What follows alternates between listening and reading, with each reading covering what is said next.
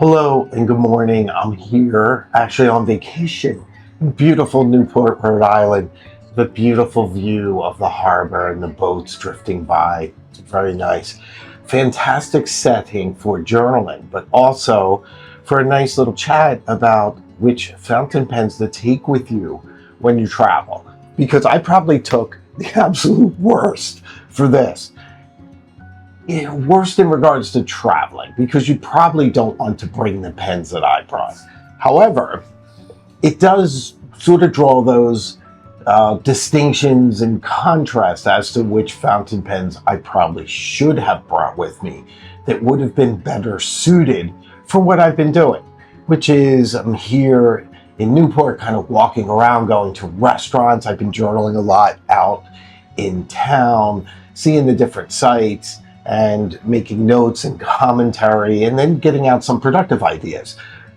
What made me think of the idea for this video is that I had a certain pen with me pretty much the majority of yesterday, and it's this one. This is, of course, the Aurora Optima with the Cursive Smooth Italic nib done by Kirk Spear. Beautiful pen, very summery pen, kind of fits the vibe. I love this pen. I have no problem with it, except that for the majority of the day, it's clipped to the placket of my shirt as I'm, walking around with my Paper Republic journal in my back pocket. So I guess it was 3-4 o'clock when it suddenly dawned on me that this is an $800 pen with a custom nib too. So I'm thinking, why am I carrying this very exclusive, expensive pen around with me? And then I realized that it's the least expensive pen that I have with me. And that's why I brought probably the worst. But I was in a hurry when we left. We drove down, so it would have been completely different had we flown. That changes the whole rationale, the whole criterion. Much more robust, tougher, less expensive fountain pens.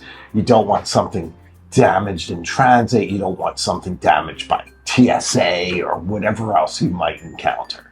So I now look at some of the other pens that I have with me. Let me show them to you. First off, maybe the finest pen I own by any metric. This is the Pilot Custom Urushi. Brilliant fountain pen. Gorgeous, beautiful Urushi material, and an incredible medium nib that has a bit of softness. It's incredibly expressive. So much fun to write with this. I write with this pen all the time. And to be frank, it is hard to leave it behind if I do go somewhere, if I travel, or even going to work or whatnot. There is an argument to be made for always traveling with this extraordinary fountain pen, except that it retails for around $1,800, which is so elite. And I would be so devastated if something happened to it, because I'm trying not to make these kind of purchases anymore. I'm trying to be a little more frugal, a lot more frugal. So absolutely delighted that I own it, but should I have brought it? Possibly not. Okay, the next one doesn't get much better. This is the Cartier Diablo. I mean, I essentially brought all my Grail heavy hitter fountain pens. This is an absolutely beautiful fountain pen from Cartier in Chinese lacquer. Very hard to find. I keep a constant eye out for these.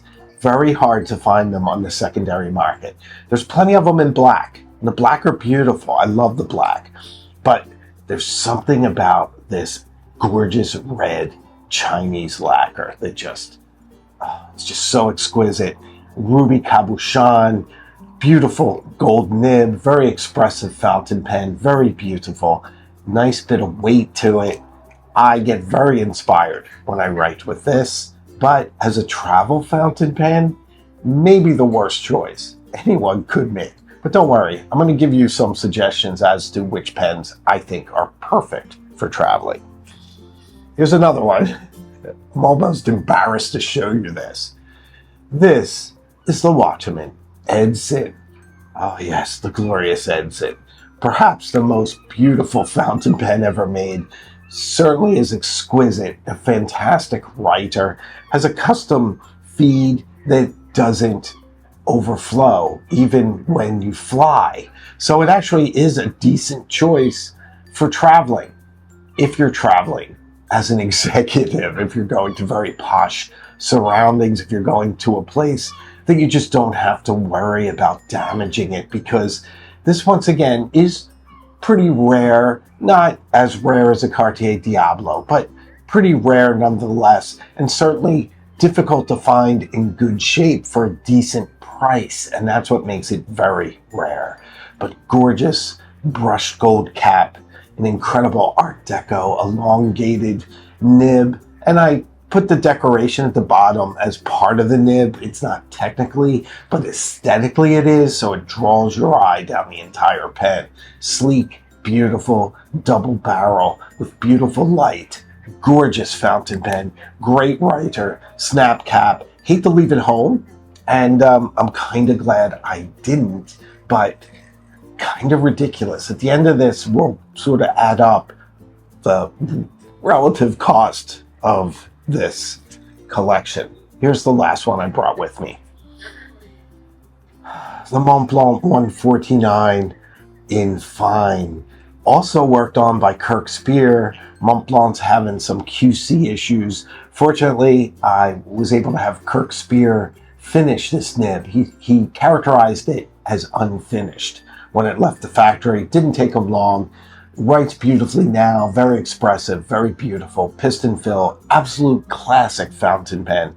I adore it, but as a travel pen, once again, I have gone everywhere with this pen. There was a 4-year period when it was my only fountain pen, but it's kind of ridiculous to travel with it. So let's tally up some of these, shall we? $1,200, brand new for this. Watchman.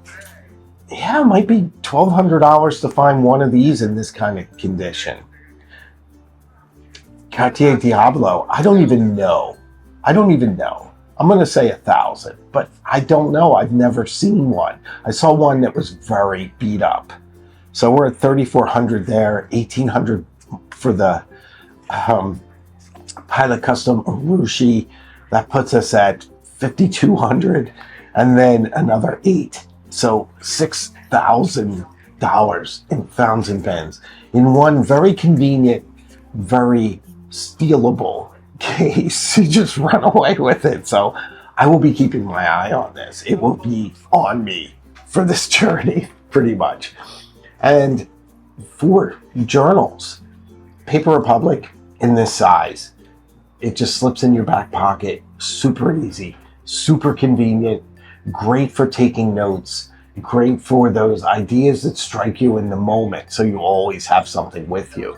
Because I also brought my Bottega Obscura journal. This is my main journal. This is where sort of my life story is. This is where a lot of my psychology is each day. Beautiful fountain pen friendly paper, a gorgeous leather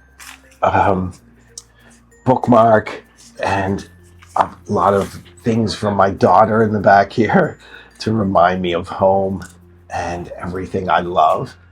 So gorgeous, gorgeous journal. So traveling with this is probably fine. I drove down to Newport. It's a very nice hotel. It's very civilized here, and it's nice to take those quiet moments of reflection and journaling. And there's certainly something about taking yourself out of your ritual and getting at the heart of some of who you are when you travel like this, because you are out of your routine and you start to settle a little, especially once you've been away for a few days. You start to see things in a different way. You start to relax. You start to get the true perspective, both geographically and mentally, from your day-to-day life, and you can reflect on some of the trends that are going on in your life. So I think it's very valuable to take your journaling stuff with you when you travel.